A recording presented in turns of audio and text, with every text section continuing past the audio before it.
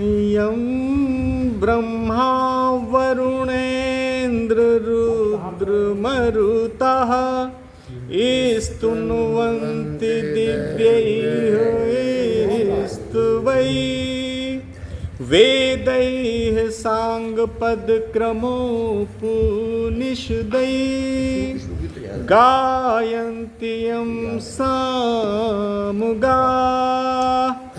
ध्यानावस्थित तद्गतेन मनसा पश्यन्ति यं योगिनो यस्यान्तं न विदुः सुरासुरगणा देवाय तस्मै नमः। वसुदेवसुतं देवं कंसचाणूरमर्दनं देवकी परमानन्दं कृष्णं वन्दे जगद्गुरुं। ये वहाँ नहीं मिलेगा, ये शुरुआत की प्रार्थना का जी शुरू करता है। अच्छा 16 में गीता का अध्याय 16 पेज नंबर बताओ। पेज नंबर 202 और 202। आज जिन दो श्लोकों का विश्लेषण होने वाला है वे हैं 6 और 7। तो पहले उनका वाचन और फिर उनका विश्लेषण 202 हम गाएंगे और आप लोग हमें फॉलो करेंगे। दो भूत सर्गो लोके भूत सर्गो लोके अस्मिन् दैवासुर एव च अस्मिन् दैवासुर एव च दैवो विस्तरशः प्रोक्ता दैवो विस्तरशः प्रोक्तः आसुरं पार्थ मे शृणु आसुरं पार्थ मे शृणु प्रवृत्तिं च निवृत्तिं च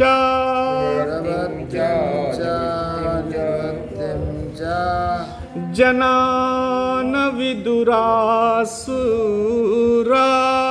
जनान विदुरासुरा न शौचं नापि चाचारो न शौचं नापि चाचारो न सत्यं तेषु विद्यते न सत्यं तेषु विद्यते।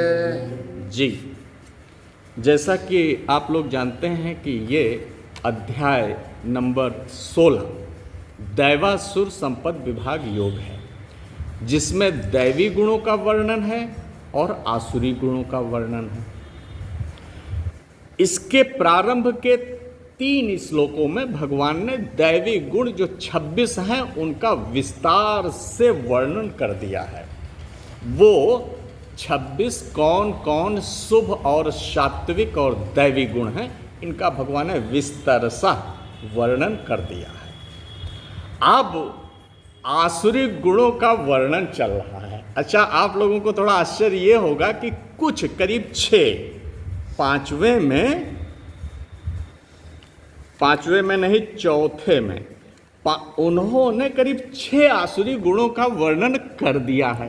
फिर भगवान 5वें में थोड़ा रुक जाते हैं। वो कहते हैं कि ये जो हम कर रहे हैं वर्णन दैवी गुणों का और आसुरी गुणों का, इसका जो अभिप्राय है, इसका जो आंतरिक संदेश है, मैं इसको स्पष्ट कर दूं तब आगे बढ़ूं और फिर मैं आसुरी गुणों का दैवी गुणों की तर्ज पर विस्तार से वर्णन कर दूं, ताकि पार्थ को ये स्पष्टता हो जाए कि कौन से दैवी गुण हैं और कौन से आसुरी गुण हैं, किसका मनुष्य को ग्रहण करना है और किसका मनुष्य को त्याग करना है। तो ये स्पष्टता यहाँ आगे हो जाएगी कि दैवी गुणों की स्पष्टता हो चुकी है विस्तार से, अब आसुरी गुणों की विस्तार से अब जो उसका वर्णन है वो होने वाला है। ठीक है, ये तो इसकी भूमिका है।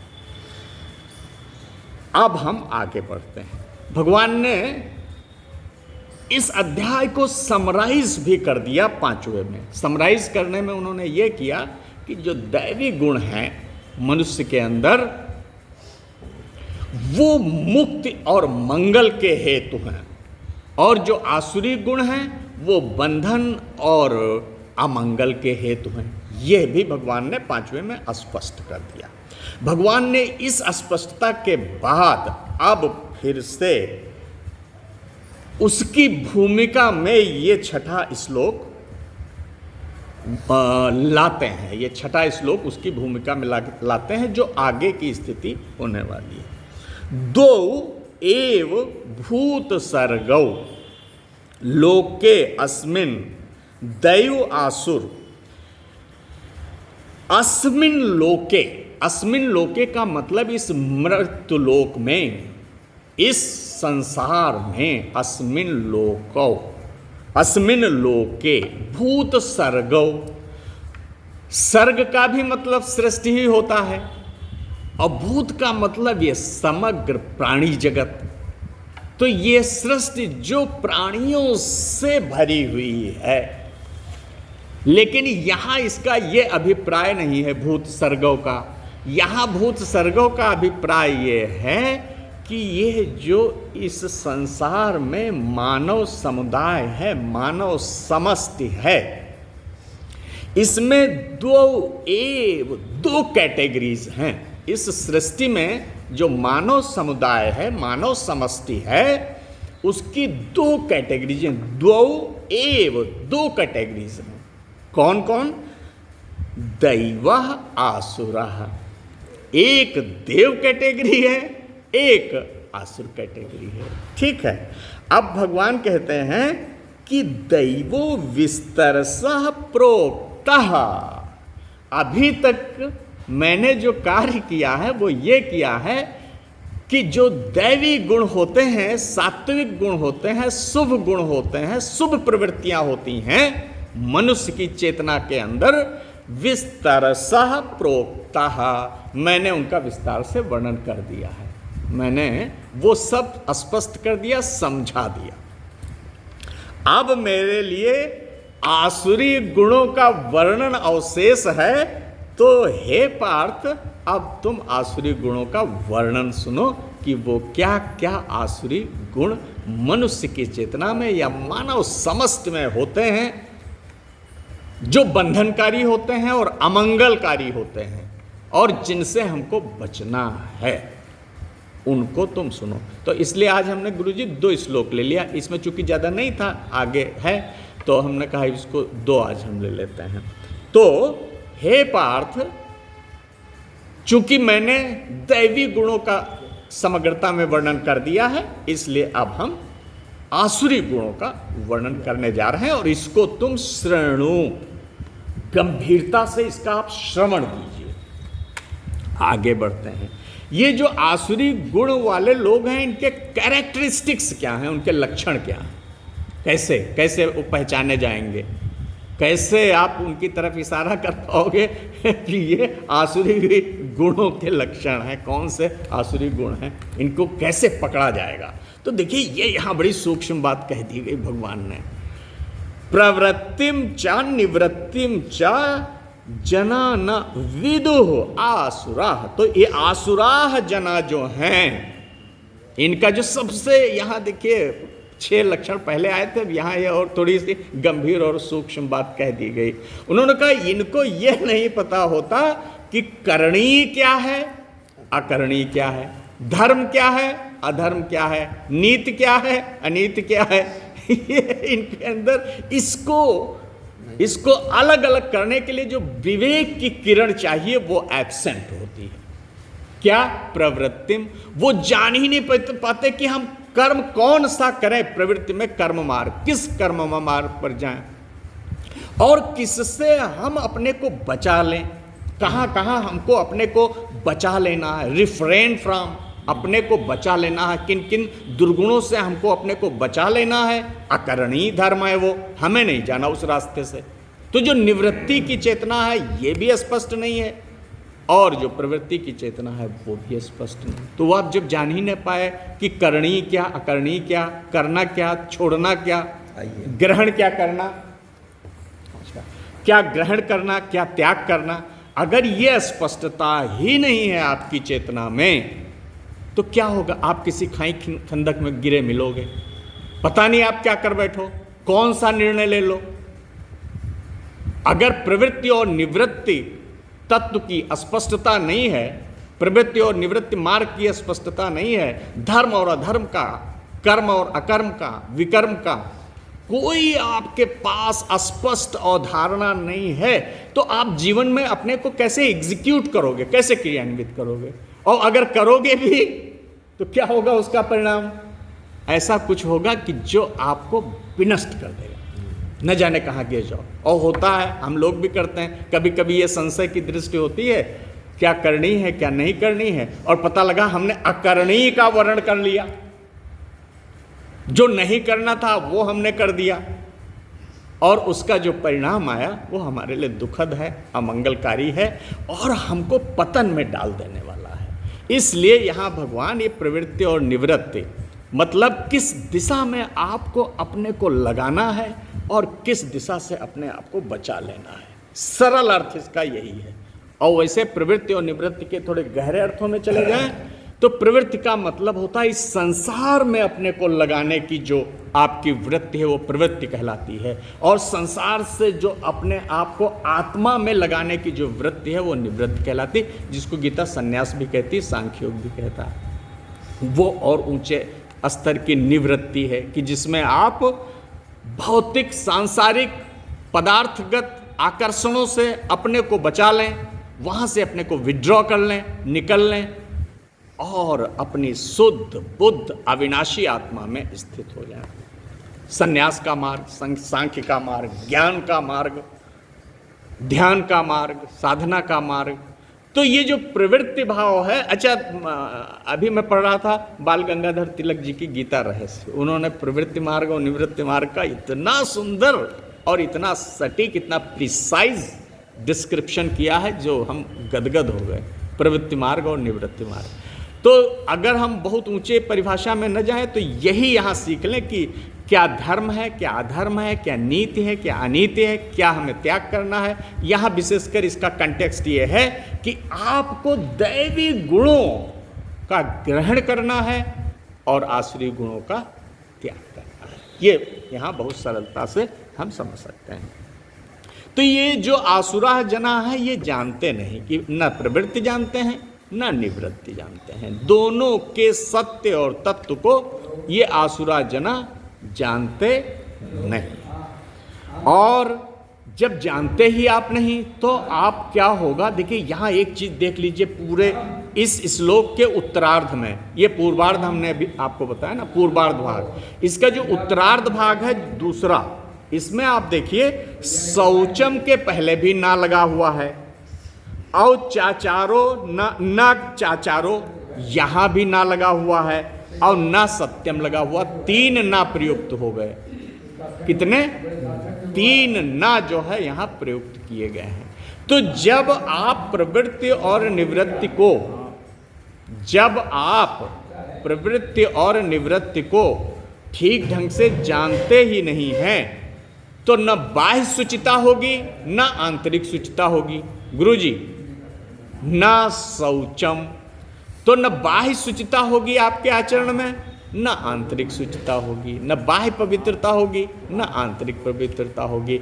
यहाँ भी अंदर में भी आप गंदे के गंदे रह जाओगे और बाहर भी आप अस्वच्छ वातावरण और अस्वच्छ जीवन में ही रहोगे। ना शौचम ये, और ना अपिच आचारो, जो कंडक्ट है आपका, आचारो आचरण, आचरण जो कि बहुत पवित्र होना चाहिए था आपका, उत्कृष्ट आचरण होना चाहिए था आपका, वो भी आपका नहीं होगा। आचरण का मतलब जितना भी आपका व्यवहार है उसका भी निकृष्ट स्तर होगा, उत्कृष्ट स्तर न आचारो, जो कंडक्ट है आपका वो भी गिर जाएगा, नीचे गिर जाएगा। आपका सारा व्यवहार शास्त्र फेल हो जाएगा, क्योंकि आपको न प्रवृत्ति पता क्या करना है, न निवृत्ति पता क्या नहीं करना है।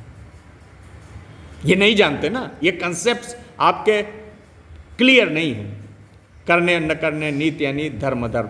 इसलिए बाह्य और आंतरिक शुचिता आपकी नष्ट हो जाती है। दूसरी चीज, कंडक्ट भी आपका गिर गया, नीचे चला गया, निकृष्ट हो गया।